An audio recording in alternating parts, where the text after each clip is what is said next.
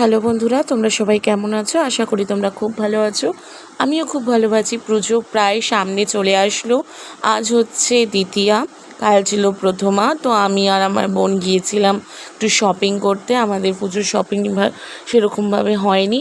আর shopping করা মানে first of all আমাদের মনে পড়ে আমাদের কলকাতায় নিউ মার্কেটের কথা। তো আমি আর বোন মেট্রো করে চলে গেলাম নিউ মার্কেটে। শোভাবাজার থেকে মেট্রো করে আমি টিকিট কাটলাম, আমি আর বোন, নিউ মার্কেট ধর্মতলার জন্য। তো এবার কেটে নিয়ে এই কার্ডটা সোয়াইপ করে এবার আমরা চলে যাব। মেট্রো থেকে নেমে পড়েছি, আর মেট্রোতে এত আজকে ভিড় ছিল আমি ভ্লগ করতে পারিনি।